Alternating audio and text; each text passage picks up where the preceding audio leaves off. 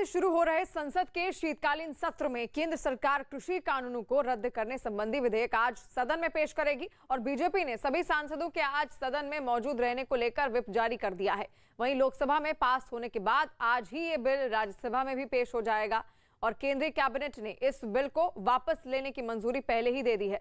इन कृषि कानूनों को लेकर दिल्ली के सभी बॉर्डर पर बीते 1 साल से किसानों का प्रदर्शन चल रहा है।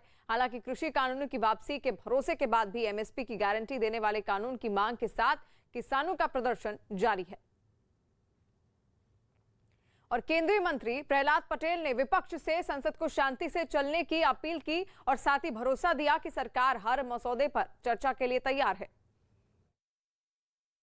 संसद में जो भी विषय आएंगे सरकार ने कहा है और सर्वदलीय बैठक में अध्यक्ष जी ने भी कहा है, तो मुझे लगता है कि ये सबसे अनुकूल परिस्थिति है जिस पर विचार विमर्श करना चाहिए। दूसरी बात किसानों की एमएसपी को लेकर है, इस पर भी सरकार ने पहले से रुख स्पष्ट कर दिया कि हम समिति बनाएंगे, समिति में लोग शामिल हो, चर्चा करें, अगर कोई मसौदा आता है तो उस पर सरकार विचार करेगी। और संसदीय कार्य राज्य मंत्री अर्जुन राम मेघवाल ने यह बताया कि सरकार सभी मुद्दों पर चर्चा के लिए बिल्कुल तैयार है। हर मुद्दे पर चर्चा के लिए तैयार है, सकारात्मक बहस होनी चाहिए और अपोजिशन से भी हमने अपील की है कि बहस आप करिए और हम सरकार की तरफ से हर मुद्दे पर चर्चा करके और आपको जवाब देना चाहते हैं। वहीं कांग्रेस नेता मल्लिकार्जुन खड़गे ने संसद में कृषि कानून से अलग कई और मुद्दों पर बहस की मांग की है। बहुत से विषय उभर कर आए, कम से कम 15-20 विषय पे चर्चा हुई और सभी पार्टियों ने ये डिमांड किया, खास करके जो किसानों का मुद्दा है एमएसपी और इलेक्ट्रिकल बिल, इसके बारे में सरकार तुरंत एक्शन लेना चाहिए और एमएसपी के बारे में एक कानून बनाना चाहिए।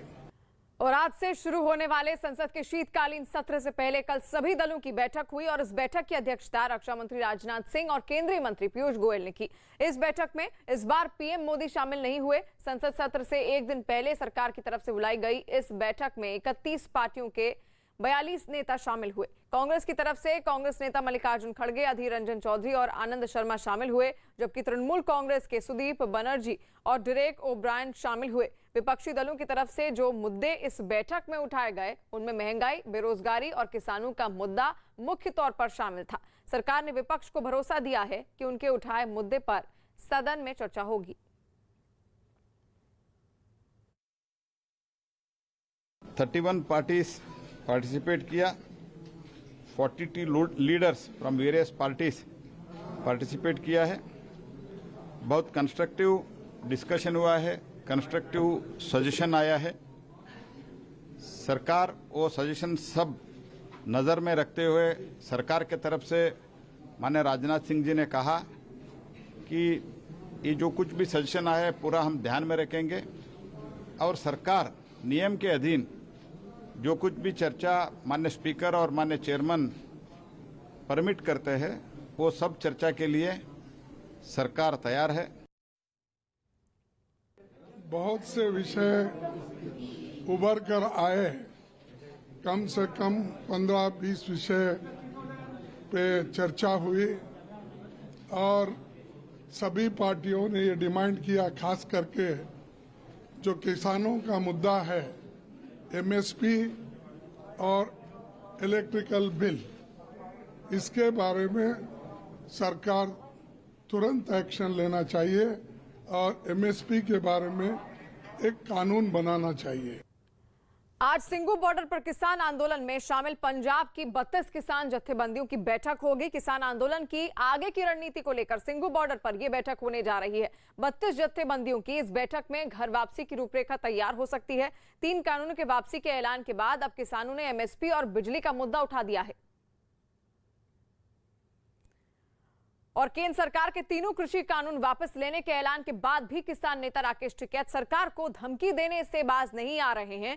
राकेश टिकैत ने एक बार फिर से दिल्ली में 26 जनवरी की घटना दोहराने की धमकी देते हुए विवादित बयान दे डाला।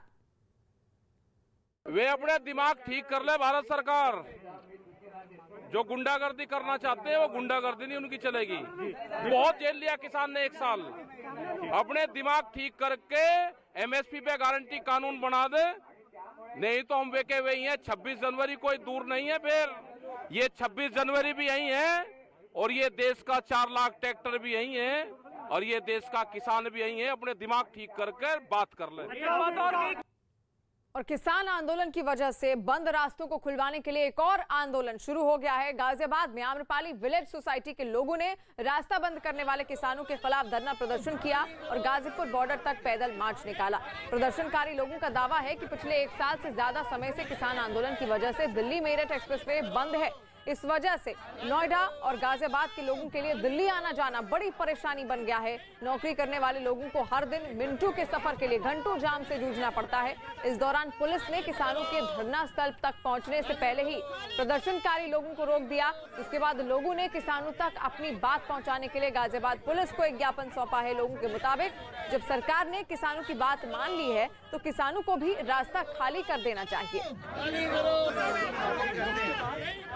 आज के आंदोलन की शुरुआत जो हमने की है, इसका नाम रखा हमने रास्ता खाली करो आंदोलन। कि बहुत हुआ भाई, बहुत हुआ, तन मन धन से हम परेशान हैं, अब और नहीं हो सकते। हमारी वजह से हमारा परिवार, हमारे बच्चे सफर करते हैं, अब हम नहीं इसको बर्दाश्त कर सकते। हम इसको खुलवा के रहेंगे, चाहे उसके लिए हमें अब साम दाम दंड भेद सब अपनाना पड़े। हमारा रास्ता खोलो, खुलवा दो, जो भी करना करवा दो भाई। यूपी में टीईटी परीक्षा रद्द होने की खबर के बाद खूब हंगामा हुआ। ये परीक्षा पूरे यूपी में होनी थी, लेकिन उससे पहले ही पेपर लीक हो गया, जिसके बाद शिक्षक पात्रता परीक्षा रद्द कर दी गई। और इसी वजह से राज्य के कई शहरों में छात्रों का गुस्सा फूट पड़ा। वाराणसी से सामने आई एक तस्वीर में कुछ छात्र एक परीक्षा केंद्र के बाहर हंगामा करते दिखे। बताया गया कि उन्हें परीक्षा रद्द होने की जानकारी तक नहीं थी, इसलिए उन्होंने परीक्षा केंद्र में दाखिल होने के लिए अपनी पूरी ताकत झोंक दी। लेकिन गेट पर ताला लटका था, जिसे नाराज छात्रों ने धक्का देकर तोड़ने की कोशिश की।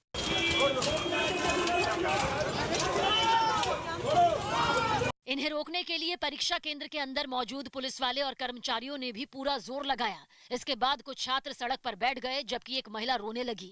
गरीबों का कोई नहीं सुनता है। वहीं मुरादाबाद में पेपर लीक होने की खबर तब मिली जब छात्र हॉल में बैठकर परीक्षा दे रहे थे। इसके बाद उन्हें परीक्षा रद्द होने की जानकारी दी गई और फिर उन्हें परीक्षा केंद्र से बाहर कर दिया गया। मुरादाबाद की तरह ही राज्य के बाकी जगहों का भी हाल यही रहा। हालात ज्यादा ना बिगड़े, इसके लिए पुलिस ने ताबड़तोड़ कार्रवाई करते हुए पेपर लीक करने के आरोप में 26 लोगों को गिरफ्तार कर लिया। तो वहीं यूपी सरकार छात्रों की नाराजगी को दूर करने में जुट गए। इसके लिए सबसे पहले राज्य के मुख्यमंत्री योगी आदित्यनाथ की तरफ से बयान आया।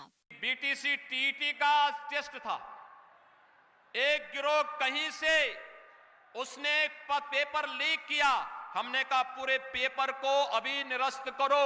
इसके बाद यूपी पुलिस ने इस मामले में अब तक हुई कार्रवाई की जानकारी दी। हमारी जो सारी एजेंसियां हैं वो इसमें लगी हुई हैं। इतना ही नहीं, पेपर लीक मामले की जांच का जिम्मा एसटीएफ को सौंप दिया गया, ताकि जल्द से जल्द इस गिरोह को बेनकाब कर सजा दिलवाई जा सके। इसके अलावा छात्रों को यह भरोसा दिया गया कि 1 महीने के अंदर फिर टीईटी की परीक्षा ली जाएगी। हालांकि इसके लिए छात्रों को दोबारा परीक्षा फीस देने की भी जरूरत नहीं होगी। इसके अलावा राज्य की सरकारी बसों में एडमिट कार्ड दिखाकर छात्रों को मुफ्त में घर भेजने की व्यवस्था भी की गई। बताया गया कि टीईटी की परीक्षा में करीब 21 लाख छात्र शामिल हो रहे थे, लेकिन परीक्षा शांतिपूर्ण तरीके से हो पाती, उससे पहले ही पेपर लीक होने की वजह से इसे रद्द यहां पर करना पड़ गया,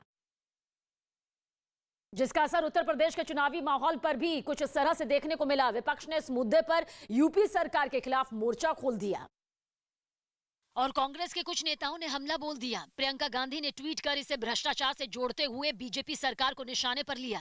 विदाई के समय यूपी टीईटी का पेपर लीक होना यह दर्शाता है उत्तर प्रदेश के नौजवानों की कोई चिंता नहीं। इस मुद्दे पर अखिलेश यादव ने ट्वीट कर यूपी सरकार को घेरने की कोशिश की।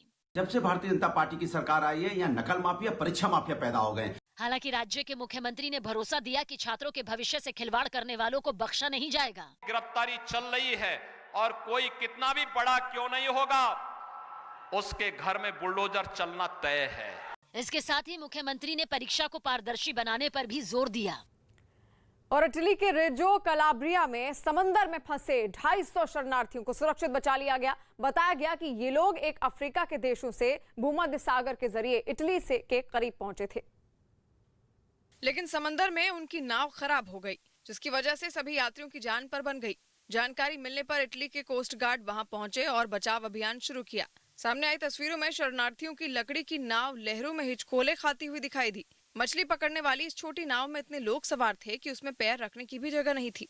कुछ लोग तो नाव की छत पर ही सवार हुए नजर आए। जैसे ही बचाव दल वहां पहुंचा, नाव में मौजूद लोग उन्हें मदद के लिए पुकारने लगे।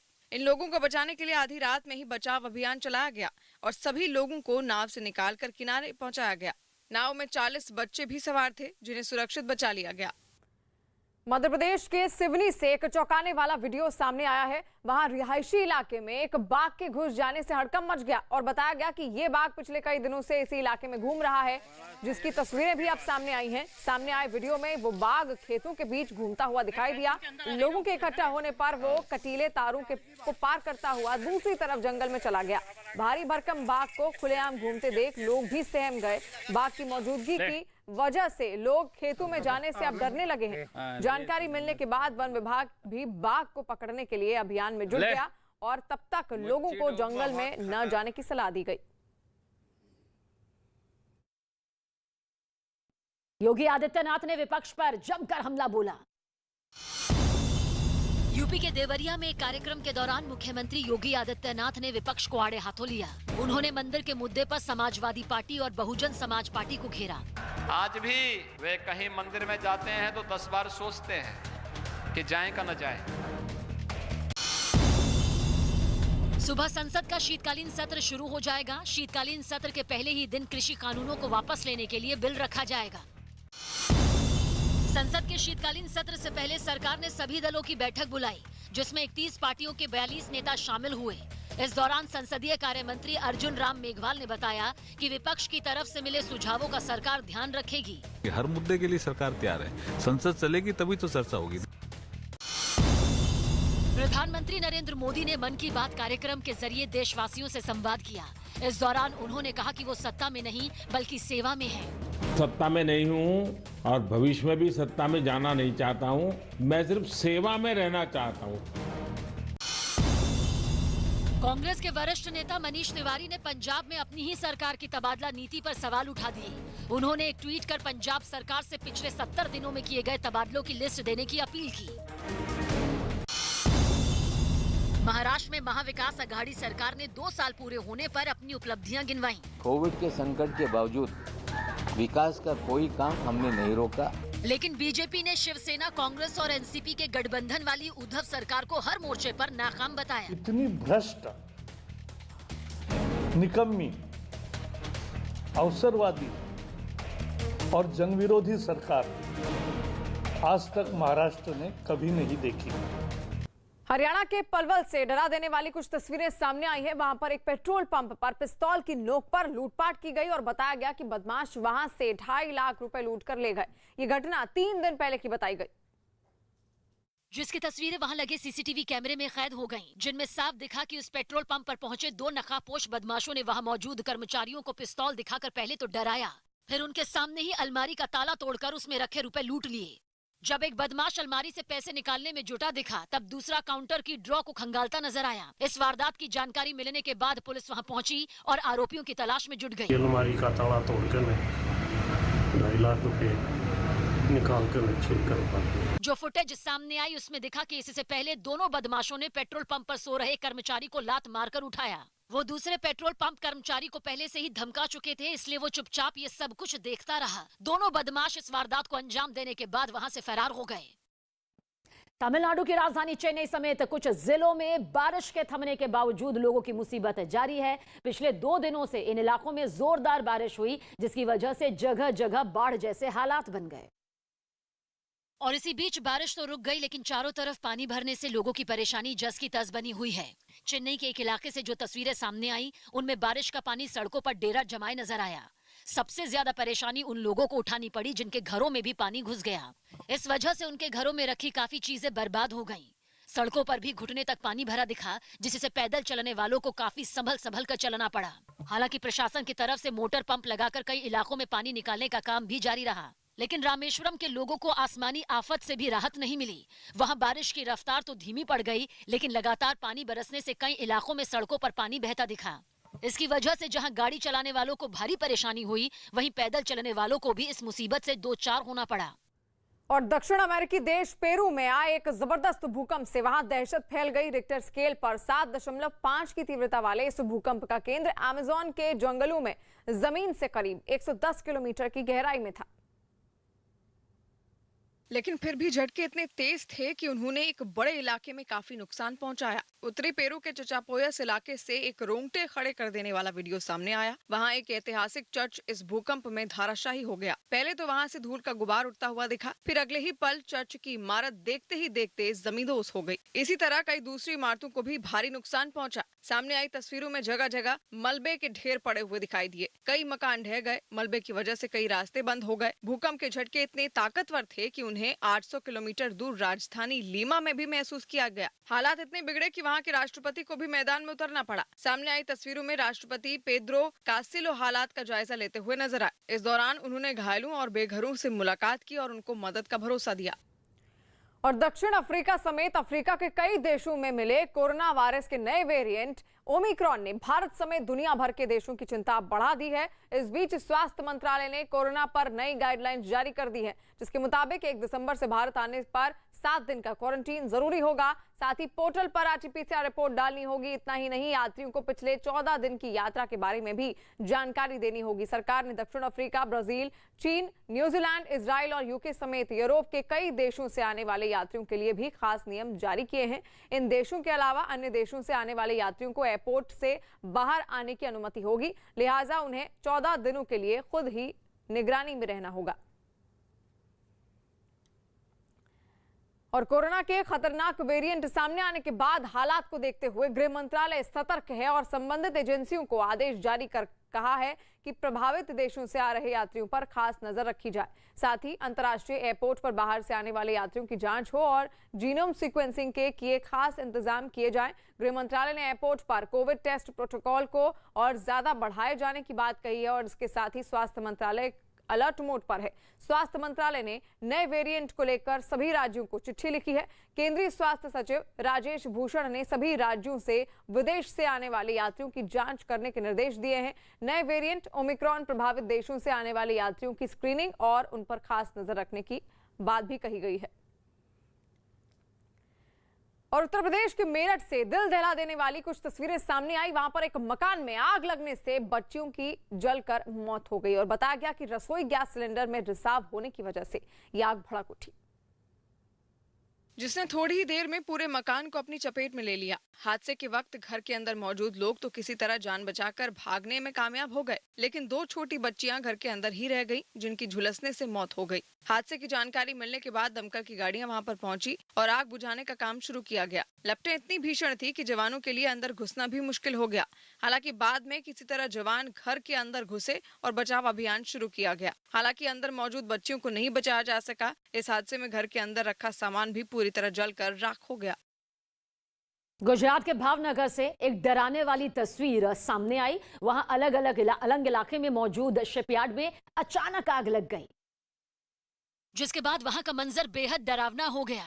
कई किलोमीटर दूर से देखे जा सकने वाले धुएं के बादल को देखकर जब लोग वहां पहुंचे तो शिपयार्ड की हालत देख सहम उठे। वहां से काले धुएं का ऐसा गुब्बार उठता नजर आया मानो कोई ज्वालामुखी फट पड़ा हो।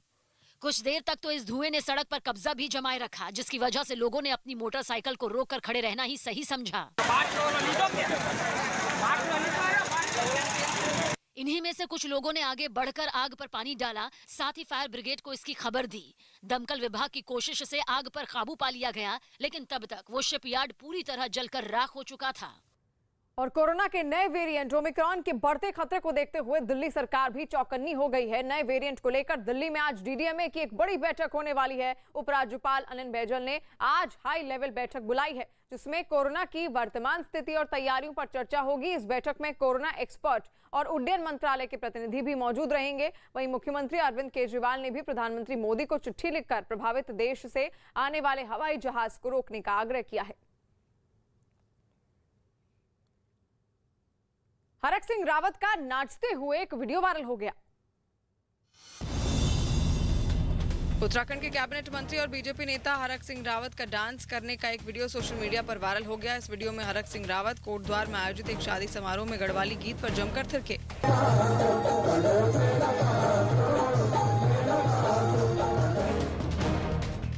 दिल्ली के मॉल में किसी भी खतरे से निपटने की तैयारी का जायजा लेने के लिए मॉक ड्रिल का आयोजन किया गया। हालांकि इस दौरान मॉल में आने वाले लोग कुछ देर के लिए सहम जरूर गए। मध्य प्रदेश के सिवनी में केवलारी वन क्षेत्र में 3 दिन से एक बाघ के देखे जाने और एक मवेशी का शिकार करने के बाद से हर तरफ दहशत का माहौल बन गया। बाघ को कई बार जंगल से लगे खेतों में देखा गया, जिसके बाद वन विभाग ने बाघ की तलाशी शुरू कर दी।